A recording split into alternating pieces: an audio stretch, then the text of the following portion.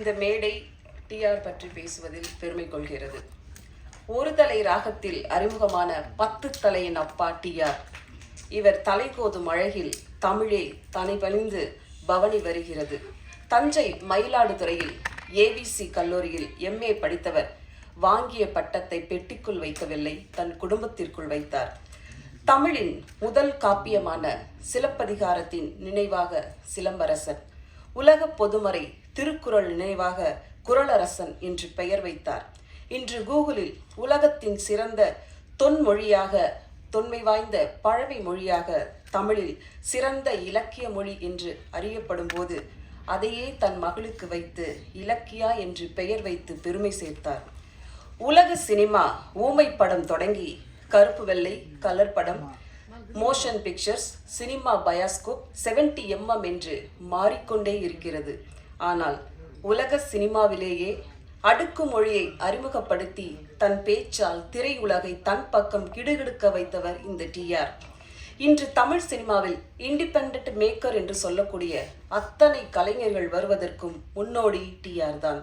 காரணம், இவர் யாரிடமும் உதவி இயக்குனராக இருந்ததில்லை. இவர் யாரிடமும் உதவி இசையமைப்பாளராக இருந்ததில்லை. இவர் யாரிடமும் தயாரிப்பு பணியை கற்றுக்கொள்ளவில்லை. ஆனால் ஒட்டுமொத்த திறமைகளையும் சினிமாவின் முக்கிய பொறுப்புகள் அனைத்தையும் சுயம்புவாக எழுந்து வேர்விட்டு ஆலமரமாக வெற்றி பெற்றவர். இதெல்லாம் உலக சினிமாவில் பேரதிசயம், பெரும் விஷயம். டிஆர் என்பது சினிமாவில் வெறும் பேர் அல்ல, பேர் உதாரணம். டிஆர் என்பது தமிழ் சினிமாவின் ஆளுமை மட்டுமல்ல, 80-90களில் தமிழ் சினிமாவில் அடையாளமாக இருந்தவர் டிஆர். டிஆர் போல் இனி ஒருவர் வர முடியாது, உருவாகவும் முடியாது. அப்படி ஒரு மல்டி டேலண்ட் பர்சனாலிட்டி. ஆற்று நீர் போல ஊற்றெடுக்கும் அந்த தமிழ், சங்கத்தமிழ், எங்கத்தமிழ் டிஆர் அவர்களை அன்புடன் பேச அழைக்கிறோம்.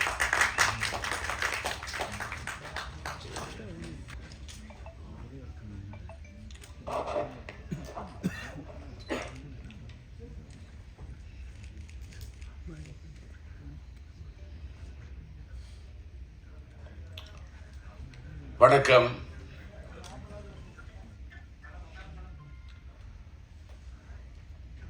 இன்று என் மகன் சிலம்பரசன் அவர்களுடைய பிறந்த நாளை, அந்த பிறந்த நாள் கொண்டாட்டத்தை சிலம்பாட்டத்துடன் சேர்த்து கொண்டாட வேண்டும் என்று கொண்டாடி கொண்டிருக்கக்கூடிய, இன்றைக்கு சிலம்பாட்டம் படத்தின் மறு வெளியீட்டை ரிலீஸ் செய்ய வேண்டும் என்று துடிப்போடு ஒரு எழுச்சியோடு ஈடுபட்டு கொண்டிருக்கக்கூடிய எல்மா பிக்சர்ஸ் எத்திராஜ் அவர்களே, அவருக்கு கரம் கொடுக்க அவரோடு இணைந்து பணியாற்றக்கூடிய இனிய நண்பர், தயாரிப்பாளர், ட்ரீம் வாரியர் பிக்சர்ஸ் உடைய அன்பு நண்பர் குகன் அவர்களே, மற்றும் இந்த படத்தை இயக்கி ரசிகர்களை அந்த காலகட்டத்தில் அவர்களுடைய மனங்களை எல்லாம் மயக்கி தனக்கென்று ஒரு தனி இடத்தை பிடித்த படத்தின் இயக்குனர்,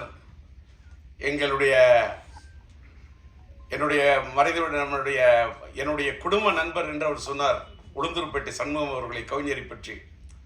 அவர் எங்களுடைய குடும்ப நண்பர், என் மனைவி இல்லத்தை சார்ந்தவர்களுக்கு ரொம்ப நெருங்கிய நண்பர்.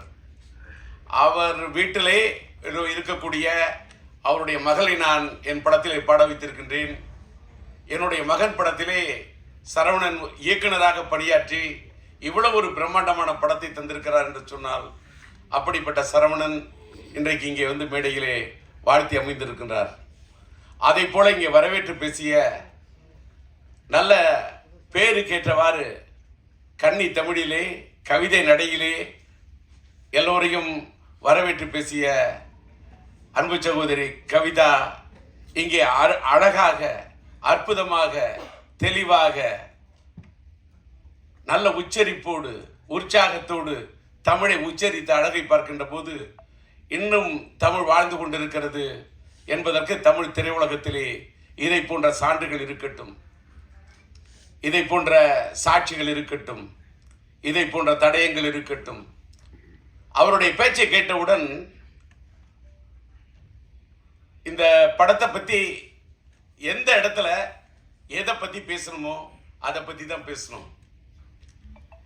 அந்த அம்மா என்ன பார்த்த உடனே, நான் இங்கே வந்திருக்கிறது, நான் ஒரு பார்வையாளராக வந்திருக்கின்றேன். நான் இப்பெல்லாம் எந்த மேடைக்கும் அதிகமாக போகிறதில்லை.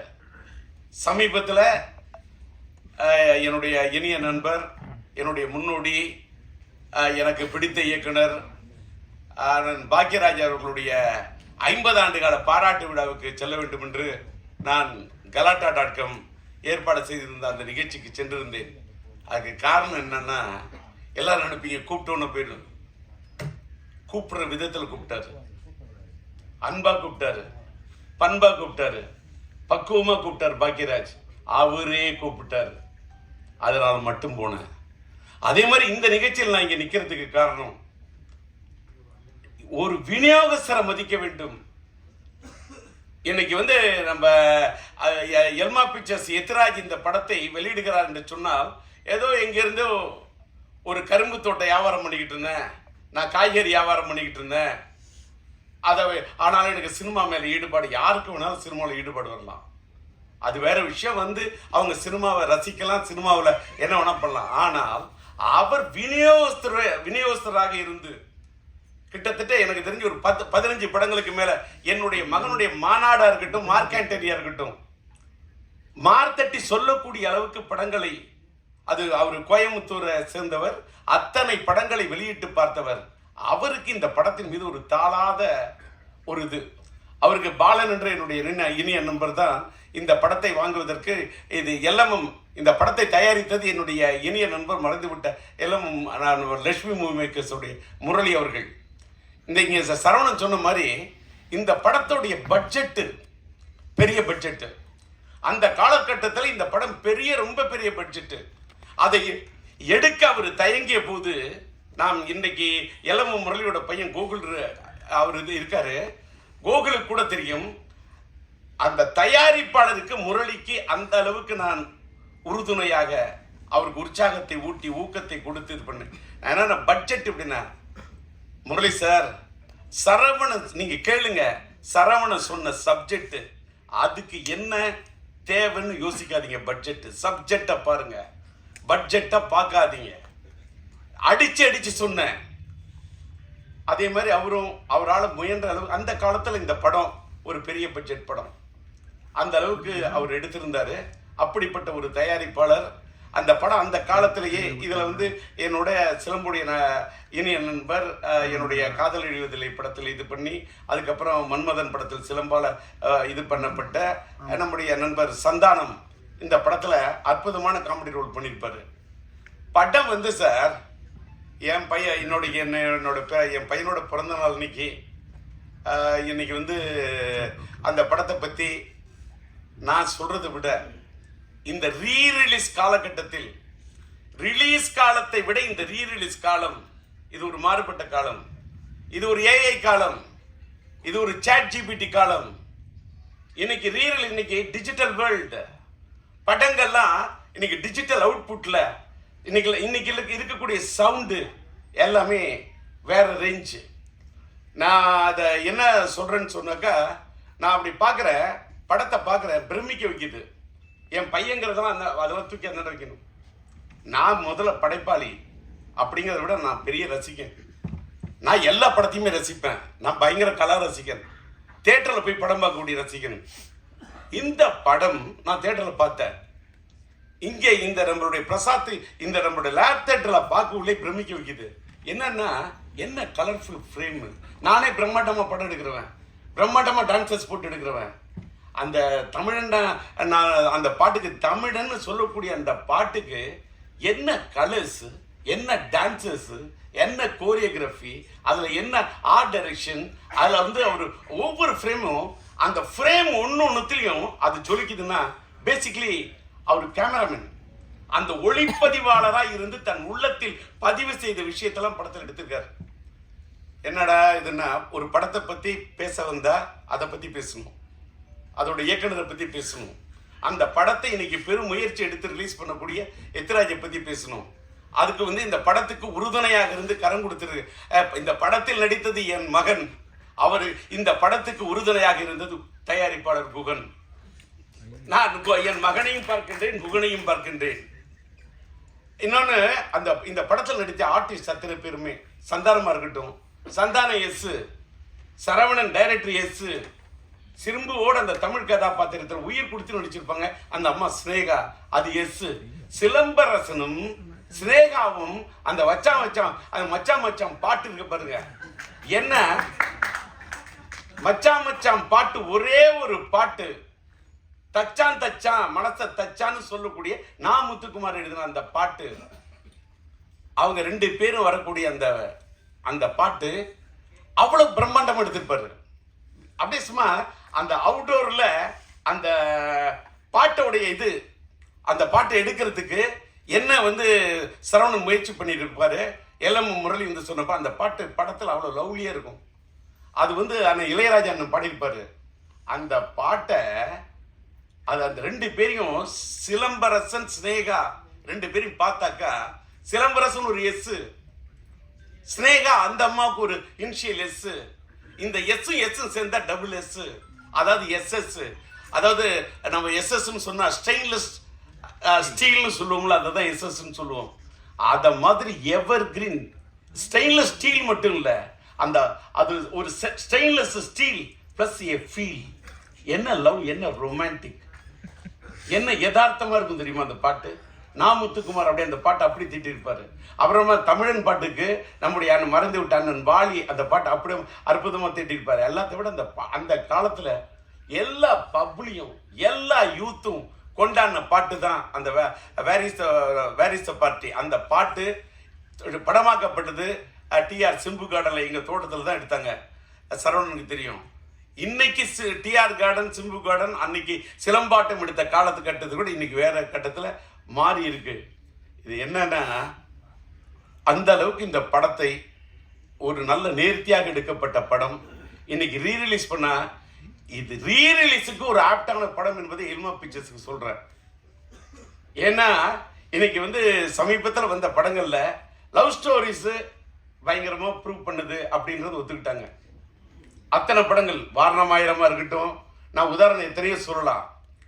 என்னுடைய பையனுடைய வாழ்க்கையில என்னையே கீழே தள்ளக்கூடிய அளவுக்கு மனசுல யோசிக்க வச்ச படம் லவ் ஸ்டோரியில. நானே ஒரு தலை ராகம் கொடுத்தவன், ரயில் பயணங்கள் கொடுத்தவன், கிளிஞ்சல் மியூசிக் பண்ணவன், மைதிலி காதல் எடுத்தவன், உயிருள்ள விஷயம் எடுத்தவன், இன்னைக்கு உயிருள்ள விஷயம் கூட ரீரிலீஸ் பண்றேன். That is different. எத்தனையோ லவ் ஸ்டோரி கொடுத்துருக்கேன், பூக்களை பதிகாரத்தில் மியூசிக் பண்ணியிருக்கேன். ஆனா என்னையே என் வாழ்நாளிலேயே என்னையே திகைக்க வச்சு ரசிக்க வச்ச ஒரு பெரிய லவ் ஸ்டோரி விண்ணை தாண்டி வருவாயா. இன்னைக்கு லவ் ஸ்டோரிக்கு இன்னைக்கு இல்ல சார், தீராஜேந்தர் இல்ல, இன்னைக்கு இல்ல. அது கல்யாண பரிசு காலமா இருந்தாலும் சரி, தேவதாஸ் காலமா இருந்தாலும் சரி, வசந்த மாளிகை காலமா இருந்தாலும் சரி, மறைந்து விட்ட மக்கள் திலகம் அவர்களுடைய அன்பேவா காலமானாலும் சரி, லவ் ஸ்டோரி தான். அதை ஒண்ணுமே ரீப்ளேஸ் பண்ணவே முடியாது. அது அன்னைக்கு இல்லைனாலும் அது ஒரு லேண்ட்மார்க் தான். அப்படி ஒரு விண்ணை தாண்டி வருவாய், அப்படி ஒரு லவ் ஸ்டோரி அது. ஆனா ஆக்ஷன் படமும் ரீரிலீஸ்ல நிக்குங்கிறத ப்ரூவ் பண்ணது நம்முடைய அல்டிமேட் ஸ்டார் அஜித்தோட மங்காத்தா ரீரிலீஸ்யா. அது கூட அத்தனை புது படத்தை விடுறாங்க, நிக்கலையே, புது படங்கள் விக்கலையே. என்ன காரணம்? கரெக்டா புரிஞ்சுக்கிட்டு ராஜா.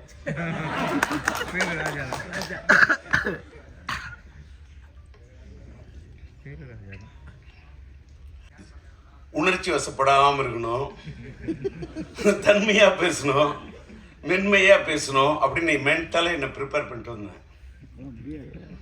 அந்த எதுக்கு சொல்றேன்னா, உணர்ச்சி ஏன் வசப்படுறேன்னு சொல்லிட்டாக்கா, அன்னைக்கு சாதிச்ச அந்த சாதனைய இன்னைக்கு சாதிக்கிறதுக்கு முயற்சி பண்ணுங்கிறதுக்காக தான் ரீரிலீஸ்லாம். பாருங்க, ஒரு தடவை ஒன்றும் இல்லை, இந்த பேனரோட சைஸ் சின்ன அடிச்சிருக்காரு, 10/75.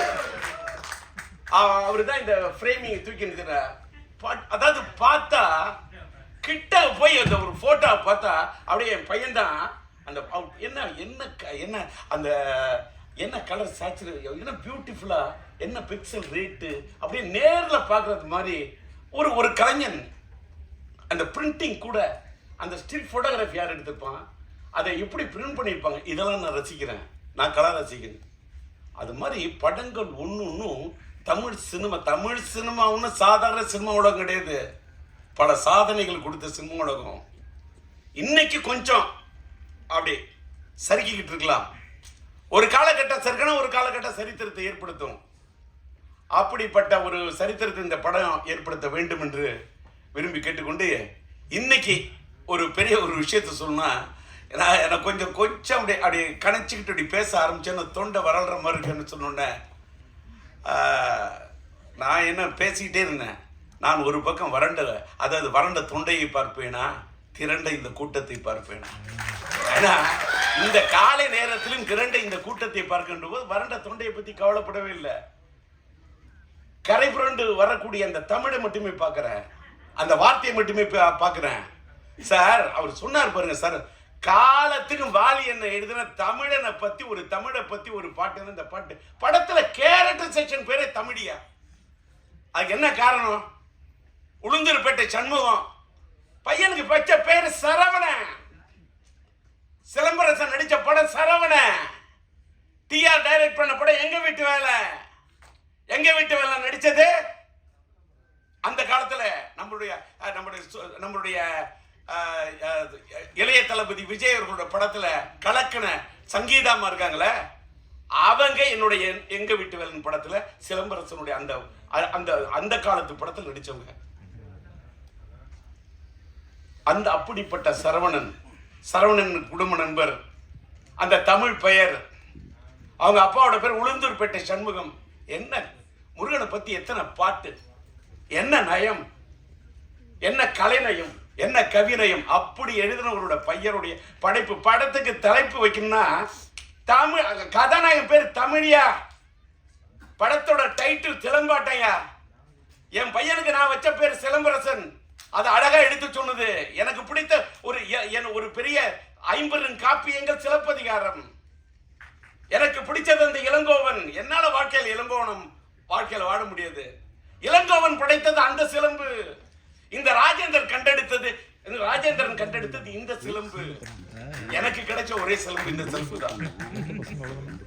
அவன் காற்சிலம்பை வைத்துக் கொண்டு விளையாடினான், நான் என் கையில் கிடைத்த சிலம்பை வைத்துக் கொண்டு விளையாடினேன். அப்படிப்பட்ட என் மகனுக்கு சிலம்பரசன் என்ற பெயரை வைத்து, அந்த சிம்பு என்ற பெயர் கூட சிலப்பதிகாரத்தின் அடுத்த இதுன்னு யாருக்கும் தெரியாது. ஏதோ சிலம்பரசன் சுருக்கி சிம்புனோம், அதையும் தமிழோட தான் கூப்பிடுவேன்.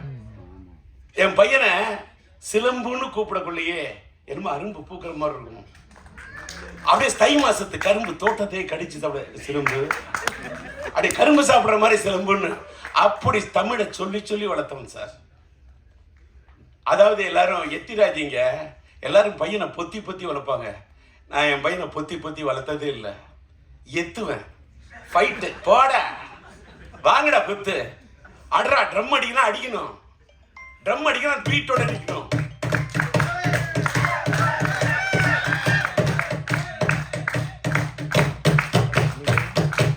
கை தட்டணும், தட்டினா வலிக்க கூடாது. இப்பவும் அடிப்பேன். இப்ப ட்ரம் அடிப்பேன்னா, ஏன் அடிக்கிற? ட்ரம் தான் அடிப்பேன், தம் அடிக்க மாட்டேன். தம் அடிக்காம இருந்ததுனால தான் டம் பிடிச்சு நின்று பேசுறேன். வெளியில சில யூடியூப்ல டிஆரால அவர் பேச முடியாது, அவருக்கு முடியல, அதெல்லாம் சும்மா பேசுறால. இப்பவும் பேசுறல. அன்னைக்கு பார்த்திபன் சொன்னாரு கலாட்டா.comல, சில பேர் பேசுனா மைக்கை பார்த்தா பயம் வரும், ஆனா டிஆர் பார்த்தா மைக்குக்கே பயம் வரும்னாரு. டிஆரை பார்த்தா மைக்குக்கு பயம் இல்ல, டிஆரை பார்த்தா மைக்குக்கே ஒரு மயக்கம். மைக்குனா எனக்கு பிடிக்கும், மைக்குக்கு என்ன பிடிக்கும். இப்ப தெரிஞ்சுங்க, ஒரு பொண்ணு உயிருக்குயிர நீ நேசிச்சாதான் அந்த பொண்ணு உங்களை நேசிப்பா. அதான் காதல். லவ் என்பது கண்ணாடி மாதிரி. கண்ணாடியில் நீ ஒன்ன பாக்குற மாதிரி ஒரு பொண்ணை பார்க்கணும். கண்ணை பார்த்தா வருவது மட்டும் காதல் அல்ல, உன்னை மாதிரி ஒரு பெண்ணை பார்த்தா தான் காதல். என்ன இந்த வயசுல இந்த காதலை பத்தி பேசுறேன். அதனாலதான் உயிரில் ஒரு விஷயம் இந்த மாசமே வேலண்டைன்ஸ் டே காதலர் தினத்தை ஒட்டி வருது. ரீரிலீஸ்க்கு ரெடி ஆயிட்டேன். ஆக்சுவலா பாத்தீங்கன்னா இப்பதான் மேட்ருக்கே வர. இன்னைக்கு இந்த இடத்துல என்னுடைய படம் உயிருள்ள ஒரு விஷயம் படத்துக்கு நான் டிஆர் டிஜி மியூசிக் என்ற ஒரு மியூசிக் கம்பெனியை ஆரம்பிச்சு அதில் உயிருள்ள ஒரு விஷயம் படத்துடைய ஆடியோ ரிலீஸ் பண்ணணும்னு நான் பிரசாத்தில் இந்த தேட்டர் லேப் தேட்டரை பிரசாத்தில் நம்ம ஜோதி தான் என்னுடைய நண்பர் அவர்கிட்ட சொல்லி புக் பண்ணி வச்சிருந்தேன். ஆனால் எத்திராஜ் சார் அவர்களும் நம்முடைய ரியாஸ்ட பணியாற்ற என்னுடைய நண்பன் பிஆர்ஓ நம்முடைய ராஜாவும் நாங்கள் வேற ஒரு இடத்துல இந்த ஃபங்க்ஷன் முயற்சி பண்ணுறோம், ஆனால் ஒரு சூழ்நிலை இல்லை, எங்களுக்கு பிரசாத்தில் தான் வைக்கிற மாதிரி இருக்கும், அந்த காலை நேரத்தை நீங்கள் புக் பண்ணி வச்சிருக்கீங்களா, நீங்கள் விட்டு தரணும் அப்படின்னு கேட்டார். அது மட்டுமல்ல, எத்திராஜை வச்சுக்கிட்டே சொல்கிறேன், இதே 6ஆம் தேதி உயிருள்ள விஷயம் ரீரிலீஸ் பண்ணோம். எனக்கு பிப்ரவரி மாதம் 4ஆம் தேதி மைதிலி நேக்காது ரிலீஸ் பண்ணேன். பிப்ரவரி மாதம் 5ஆம் தேதி என் தங்கி கலன் ரிலீஸ் பண்ணேன். 210 நான் பண்ண படங்கள்லாம் பிப்ரவரியில் நிறைய ஹிட்டு கொடுத்துருக்கேன். பிப்ரவரி மாதம் எனக்கு பிடிச்ச ஒரு மாதம். அது ஒரு வேளை எனக்கு பிடிச்ச மாதம் நான் காதலர் தினம் வரக்கூடிய மாதமோ என்னமோ, அதனாலயா அதே மாதிரி பிப்ரவரி மாதம் தான் என் மனைவி பிறந்த நாள். என் மனைவி பிறந்த நாள் இந்த மாதத்தை பிடிக்குமா, இல்லை காதலர் தினம் வர்றதுனால எனக்கு பிடிக்குமா, இல்லை என் மனைவி மேல் இருக்கக்கூடிய காதல் உயிருள்ள ஒரு விஷயம் இந்த காதல் இருக்கிறனால இந்த மாதம் பிடிக்குமா, இந்த மாதத்தில் இந்த அதுவும் பிப்ரவரி 6 எனக்கு இந்த பிடிச்ச தேதி. நானே டிஆர், எனக்கு பிடிச்சது 6, அதனால 6ஆம் தேதி படத்தை ரிலீஸ் பண்ணலான்னு பிளான் பண்ணேன். எத்திராஜ் வந்தார். எங்களுக்கு ஆட்டு தேதி இந்த 6 மாதிரி இருக்கு. இந்த பாலன்னு ஒருத்தர் நண்பர் அவர் அழைச்சிட்டு வந்துட்டாரு. இந்த 6ஆம் தேதி நீங்கள் விட்டு கொடுக்கணுன்னாங்க. சரின்னு 6ஆம் தேதி பட ரிலீஸுக்கு தேதியை விட்டு கொடுத்தேன். நான் கொஞ்சம் தள்ளி வரேன்னு சொன்னேன். அங்கேருந்து இந்த ராஜா வந்து உங்களுடைய ஆடியோ ரிலீஸை கொஞ்சம் நீங்கள் தள்ளி வச்சுக்கிட்டிங்கன்னா இந்த பிரசாத் தேட்டரை நாங்கள் புக் பண்ணிவிட்டு நாங்கள் இது பண்ணோம், இதை தள்ளி வைக்க சொல்லி ராஜா கேட்டார். ஒரு பக்கம் ராஜா, ஒரு பக்கம் எத்திராஜ் பேரில் பார்த்தாலும் ஒரு ராஜா, இந்த பிஆரோட பேரை பார்த்தாலும் ராஜா. ஒருதலை ராகத்தில் கதாநாயகன் பேர் ராஜா, அது மட்டும் இல்லை என் பேரு உண்மையிலே ராஜா. இந்த பக்கம் ஒரு ராஜா, இந்த பக்கம் ஒரு ராஜா. சரி நீங்களே விழாவை நடத்துங்கன்னு தூவிட்ட ரோஜா. இதை ஏன்னு கேட்டா அதுக்கு தகுந்த மாதிரி நான் இன்னைக்கு ஒரு டிஆர் டிஜி மியூசிக்னு ஒன்று ஆரம்பிக்கிறோமே. என் பையனோட பிறந்த நாளில் அதை பிறக்க வைப்போம். ஒரு மியூசிக் கம்பெனி, இன்னைக்கு மியூசிக் கம்பெனியில் பெரிய ஏகப்பட்ட பிரச்சனை, அதெல்லாம் பேசுனா தலைப்பு மாறிடும், அதை மறுபடியும் தனியாக பேசுகிறேன். இன்னைக்கு வந்த இடத்துல வந்தது மட்டும் பேசணும், கண்டதையும் பேசுனா அது முறை இல்லை. அதனால கொடுத்துட்டேன். இந்த தேதியும் விட்டு கொடுத்தேன், இந்த இடத்தையும் விட்டு கொடுத்தேன்.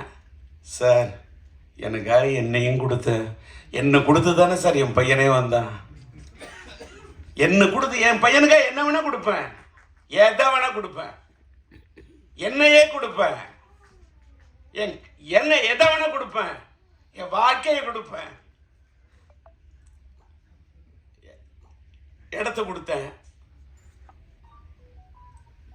என் பையனுக்கு நான் தடத்தை கொடுத்தேன், என் பையனுக்கு இடத்தை கொடுத்தேன், என் பையனுக்கு படத்தை கொடுத்தேன்.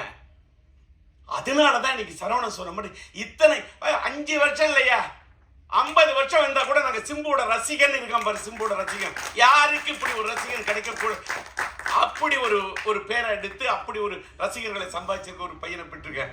இன்னைக்கு காலையில் நம்மளுடைய சூலம் படத்தோட டைரக்டர் நம்மளுடைய எம் பாஸ்கருடைய மகன் பாஸ்கர் வந்து ஒரு பேட்டி கொடுத்துருக்காரு போல இருக்கு. யூடியூப்ல பார்த்தேன். காலையில் 4 மணிக்கெல்லாம் எழுந்திரிச்சேன். ராஜாட்ட சொல்லிட்டு எத்தனை மணிக்கு, நான் 8:30 மணிக்கு நான் ரெடி ஆகிட்டு இருக்கேன்.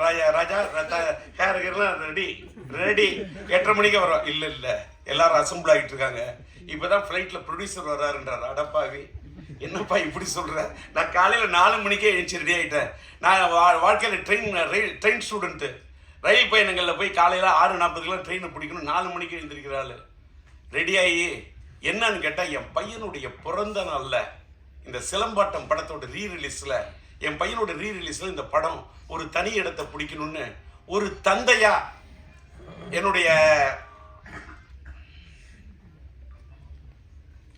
என்னுடைய ஆர்வம். அதுக்காக எனக்கு என்ன கேட்டால் நான் விட்டு கொடுத்ததுக்காக இது பண்ணல. நான் என் பையனுக்காக தள்ளி வரேன். என் பையனுக்காக தள்ளி வராமல் நான் யாருக்காக தள்ளி வருவேன்? அது மட்டும் இல்லை, இதே மாதத்தில் ஒரு வேளை நம்மளுடைய என்னுடைய இனிய நண்பர் நம்முடைய இளைய தளபதி விஜய் அவர்களுடைய ஜனநாயகம் இருந்தால் கூட என் படம் உயிர் விஷயம் நான் தள்ளி போவேன். சார் நான் என் நண்பர்னு மட்டும்தான் சொன்னேன். அதுக்கு மேல நீ கற்பனை பண்ணிக்கிட்டு பேனாவை எடுத்துக்கிட்டு அப்படி கேமராவை தூக்கிக்கிட்டு ஒளிப்பெருக்கியை பிடிச்சுக்கிட்டு வந்துடாதீங்க நண்பா. நண்பரா பார்க்குறேன். அவரு என் கலை உலக நண்பர். நான் புலியிலேயே போய் புடின்னு பிடிச்சாரு. அதனால விட்டுருங்க. அதனால இன்னைக்கு பேசுனதுல ஏதாவது ஒரு பேசுனதுல வந்து வந்தாரு டிஆர் என்ன எல்மாவை பத்தி பேசுறாரு, ஏதாவது ஒரு கில்மாவா பேச மாட்டாரா அப்படின்னு உங்களுக்கு ஒரு எண்ணம் வரக்கூடாதுல்ல. அதுக்காக தான் இதெல்லாம் பத்தி எல்மாவை பத்தியும் பேசுவேன், சினிமாவை பத்தியும் பேசுவேன், இப்படி கிளிகிழிப்பா கொஞ்சம் கில்மாவும் பேசுவேன். அதான் டிஆர். அதனால இன்னைக்கு காலையில நான் பேச வந்தது என்னன்னு கேட்டா, பாஸ்கர் பேசுனதை பார்த்த உடனே சார் ரொம்ப சந்தோஷமாயிடுச்சு. என்னன்னா பாஸ்கர் சொல்றாரு, என்னுடைய மீடியா நண்பர்கள் இன்னும் நிறைய பேர் இருக்காங்க. இதை வச்சுக்க இந்த போனை அது ஃப்ளைட் மோட்ல போட்டுக்கணும் மறந்துட்டேன். அவர் கல்ல பேசுறாரு. என்னன்னு கேட்டா, டிஆர் வந்து அந்த காலத்துல என்னோட பழைய டி ராஜேந்திரன் உஷா பத்திரிகையில பணியாற்ற நண்பர்களாக இருக்காங்க. அவங்க பல பேர் சொன்னதை வச்சு அவர் ஒன்று சொல்றாரு. டிஆர் அவரோட படத்தை பிஎன்சி ஓட்டு வரான். தேட்டருக்காரங்க வந்து ஐயா நாங்கள் இதில் ஓட்டிக்கிறோம் சம்பாதிக்கிறோன்னா 25 10,000 என்ன கேட்குறவங்களோ பிஎன்சிக்கு பொட்டியை தூக்கி கொடுத்துட்டு அந்த டிஆருக்கு அந்த பொட்டியை கொடுத்த பணத்தை வாங்கிட்டு அதை எடுத்துகிட்டு மேலே கூட போக மாட்டார். யார் வந்தாலும் அந்த தன்னுடைய உன் வீட்டில் உடம்பு சரி, அவர் பேசுனது அப்படியே சொல்கிறார், உன் வீட்டில் உடம்பு சரியில்லையே இருந்தால் வச்சுக்க, உனக்கு இது உன் பிள்ளை படிக்கணுமா வச்சுக்க அப்படின்னு பணத்தை கொடுப்பாரு அப்படின்னு அவர் சொன்னார். அவர் அதை சொல்லிட்டு அதே மாதிரி தான் அவரோட பையன் சிலம்பரசன்னு ஒன்று சொன்னார். அங்கே தான் சார் நான் சந்தோஷப்பட்டேன். இன்ற போதும் பெரிதுவக்கும் அன்னை தன் மகன் சான்றோன்னு என கேட்ட தாய். என் பையன் அப்படி நடிப்பான், என் பையன் இப்படி நடிப்பான், என் பையன் அப்படி திறமை உள்ளவன், அதிலெல்லாம் எனக்கு இல்லை சார். அவர் சொன்னார்ல, யாராருக்கு எத்தனை பேருக்கு மருத்துவ உதவி பண்ணுவான் அந்த பையன் சிலம்பரசன். ஆனால் வெளியில் பெரிய பெரிய பத்திரிகையாளர்களுக்கு மீடியா கொடுத்தா கூட வெளியில் தெரியாமல் உதவி பண்ணுவான்னு சொன்னார் பாருங்க. அந்த வார்த்தை என்னை ரொம்ப காலையில் ரொம்ப டச் பண்ணுச்சு. ஏன்னு கேட்டாக்கா, இன்னைக்கு இன்னைக்கு வந்து பாராட்ட வந்த படம் வந்து என்ன படம், இன்னைக்கு வந்து சிலம்பாட்டத்துக்கு வந்திருக்கேன். என்ன இந்த சிலம்பாட்டம் அப்படின்னு சொல்ல காலையில பாக்குறேன். என் பையன் சிலம்ப பத்தி அவர் பேசுறாரு. அவரு ஒரு திரையுலகத்தில் அவங்க அப்பா ஒரு சாதிச்ச ஒரு பெரிய ஒரு இயக்குனர், நம்மளுடைய சூப்பர் ஸ்டார் ரஜினி அவர்களையே ஒரு கதாநாயகனை உருவாக்கக்கூடிய ஒரு படத்தை உருவாக்கிய ஒரு இயக்குனர் அவங்க அப்பா. சாதாரண இயக்குனர்லாம் கிடையாது. ரஜினி சார் இல்லை என்று சொன்னாலும் அன்பு அண்ணன் சிவகுமார சாரை வச்சு கூட வெற்றி படங்களை கொடுக்கக்கூடிய திறமைசாலி அவங்க அப்பா, என்னுடைய இனிய நண்பர். அவரு என் பையனை பத்தி சொன்னது எதற்காக சொல்லுகிறேன், நாம் வாழும் போது எதை சாதிக்கிறோம் என்று சொன்னால் நாம் பதிக்கக்கூடிய தடம் தான். நான் சம்பாதிச்சதுல பாதிக்கு மேல பண்ணிருக்கையா தர்மம். இது வந்து நீங்க பத்திரிகையில போடணும், மீடியாவில் போடணும், என்ன வந்து லைம்லைட்ல, அதெல்லாம் எனக்கு எதுவுமே தேவையில்லை. இன்னைக்கு நான் போய் அமெரிக்காவில் போய் ட்ரீட்மெண்ட் எடுத்துட்டு வந்து இன்னைக்கு மெய்க்க பிடிச்சா பேசுறேன்னா அதுக்கு காரணம் நான் பண்ண தர்மம், நான் சேர்த்து வச்ச புண்ணியம். போகும்போது எதை எடுத்துட்டு போக முடியும்? எதையும் எடுத்துட்டு போக முடியாது.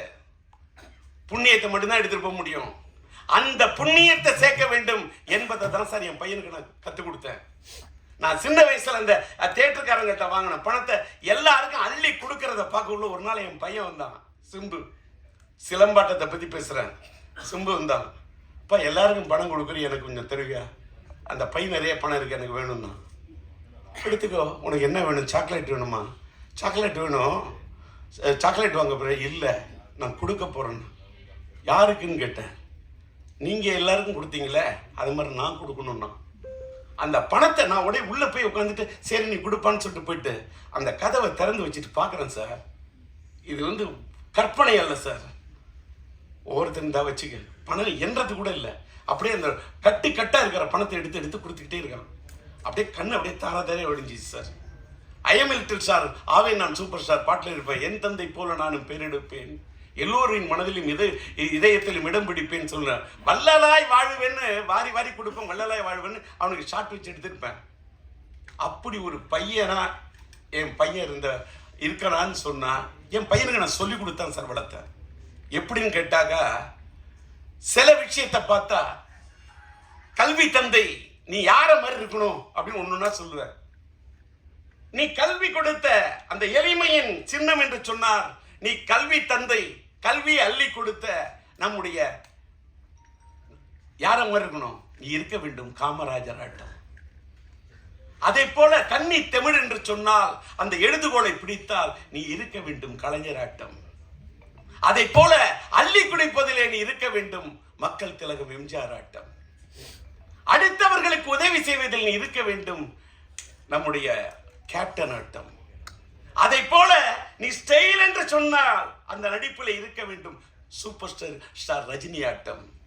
கலையான நடிப்பு என்றால் இருக்க வேண்டும் நம்முடைய கமலாட்டம். அதை போல அசால்ட்டா அலட்டிக் கொள்ளாத ஒரு மனிதராக இருக்க வேண்டும் என்று சொன்னால் நீ இருக்க வேண்டும் அஜித் ஆட்டம். அதை போல தளராத முயற்சியோடு இருக்க வேண்டும் என்று சொன்னால் நீ இருக்க வேண்டும் இளைய தளபதி விஜய் ஆட்டம். அதை போல நீ வாழ்க்கையிலே அள்ளி கொடுப்பதில் இருக்க வேண்டும் கர்ணனாட்டம். நீ வாழ வேண்டும் வள்ளலாட்டம், நீ வாழ வேண்டும் வள்ளலாராட்டம் என்று இப்படி என் பகையனுக்கு சொல்லிக் கொடுத்தேன் பல ஆட்டம். ஊரிலே நான் பார்த்தது உண்டு பல ஆட்டம். மானாட்டம், மயிலாட்டம், குயிலாட்டம், கரகாட்டம், சிலம்பாட்டம் என்று பார்த்ததுண்டு பல ஆட்டம். என்னாலும் ஆட முடியும் பல ஆட்டம். ஆனால் என்னால் ஆட முடியுமா என் மகன் சிலம்பாட்டம்? முடியாது. அப்படி ஆடி இருக்கிறான் சிலம்பாட்டம். அப்படி ஆடி படம் தான் சிலம்பாட்டம். அதாவது கையில கம்பு கிடைச்சா அதை வச்சுட்டு ஆடக்கூடிய ஆட்டம் அது அந்த சிலம்பாட்டம். நான் என் கையில் கிடைத்த சிம்பு வைத்துக் கொண்டு ஆடிய ஆட்டம் தான் என் வாழ்க்கையில் சிலம்பாட்டம். அன்னைக்கு நான் என் பையனுக்கு சிலம்பரசன் வைத்த பெயரை எடுத்துத்தான் நம்முடைய சரவணன் அவருடைய படத்துக்கு சிலம்பாட்டம் என்று வைக்கிறேன் என்று பெயர் வைத்தார். இன்றைக்கு பார்த்தால் அவருக்கு சிலம்பரசன் என்று பெயர் எடுத்தேன். சிலம்பரசன் என்ற பெயரில் சிலம்பை எடுத்தார் சரவணன். இன்றைக்கு வெற்றிப்பட இயக்குனர் வெற்றிமாறன் அவர்கள் சிலம்பரசன் என்பதிலிருந்து நம்முடைய கலைப்புலி தானி தயாரிக்கும் அந்த படத்துக்கு அரசன் என்று பெயர் வைத்திருக்கின்றார். நான் என்ன சொல்றேன், ஒரு பக்கம் அரசனாக ஒரு பக்கம் சிலம்பாட்டம் படத்தை பிறந்த நாளிலே வெளியிட்டு ஒரு ரீரிலீஸ் வரலாற்றில் ஒரு புதிய வரலாறை படைக்க வேண்டும் என்று நினைத்த எத்திராஜுக்கு என் மனமார்ந்த நன்றி. இயக்குனர் சரவணனுக்கு என்னுடைய மனமார்ந்த நன்றி. தயாரிப்பாளர் நம்முடைய குகன் சார் அவர்களுக்கு என்னுடைய மனமார்ந்த நன்றி. எல்எம்எம் பிக்சர்ஸ் அவர்களுடைய தயாரிப்பாளர் நம்முடைய கோகுல் அவருக்கு எனக்கு மனமார்ந்த நன்றி. இந்த காலை நேரத்திலும் கூட இவ்வளவு சீக்கிரமாக நம்முடைய ராஜா அழைத்த அழைப்பை ஏற்று இந்த சிலம்பாட்டம் படத்தின் இந்த சிறப்பு காட்சியை இன்றைக்கு இந்த காட்சியை மகிமைப்படுத்திய மீடியாவை சேர்ந்த உங்கள் அத்தனை பேருக்கும் என்னுடைய நன்றி. இதுக்கு மேல எனக்கு வார்த்தையே இல்லை. எல்லாத்துக்கும் மேல உங்களை எல்லாம் பார்த்ததுல ரொம்ப மன நிறைவோட போறேன். வீட்டுக்கு புறப்பட்டு போறேன். வீட்டுக்கு போய் என் பையனோட பிறந்த தினத்துக்காக ஏன்னு கேட்டா இதே இடத்துல இன்னும் ஒரு சில தினங்கள்ல உயிருள்ள ரட்சா படத்தை ரீரிலீஸுக்கு ஆடியோ ரிலீஸுக்கு வருவேன். அப்பயும் நான் உங்களை சந்திப்பேன். இன்னைக்கு நான் தள்ளி போறது என் பையனுக்காக தான். ஒரு வேளை நான் தள்ளி போனாலும் லேட்டானாலும் லேட்டஸ்டா வந்துடுவேன். உயிருள்ள படத்தை டிஜிட்டலா பண்ணியிருக்கேன். பயங்கரமா ஒரு 38 நாள் மியூசிக்கலை ரீமிக்ஸ் பண்ணி 4K ரெசல்யூஷன்ல ரொம்ப கஷ்டப்பட்டு கொண்டாடுறேன். அதுக்கு உங்களோட ஆதரவு இருக்கணும். ரசிகர்களோட ஆதரவு, உங்க ஆதரவு கிடைச்சாதான் ரசிகர்களோட ஆதரவு கிடைக்கும். அதற்கு இந்த மேடை இன்னைக்கு உங்களை அழைப்பதற்கு ஒரு இதா இருக்கு. இந்த நிகழ்ச்சியை முடிச்சு நீங்க வீட்டுக்கு சென்று கிட்டத்தட்ட என்னுடைய பையனுடைய சிலம்பரசனுடைய பிறந்த தினத்தை ஆத்ம அறக்கட்டளையின் சார்பாகவும் அகில இந்திய எஸ்டிஆர் ரசிகர் மன்றத்தின் சார்பாகவும் என்னுடைய ஹிந்தி பிரச்சார சபா இல்லத்துக்கு அருகாமையிலே கிட்டத்தட்ட ஒரு 1000 பேருக்கு அன்னதானம் வழங்க அங்கே தான் சென்று கொண்டிருக்கின்றேன். இந்த நேரத்தை எங்களுக்காக சிலம்பாட்டம் எங்களுடைய இந்த யூனிட்டுக்காக ஒதுக்கி நீங்கள் ஒத்துழைப்பை கொடுத்த உங்க அத்தனை பேருக்கும் காலத்துக்கும் என்னுடைய மனமார்ந்த நன்றி என்பதை குறித்து விடைபெறுகிறேன். நன்றி, வணக்கம்.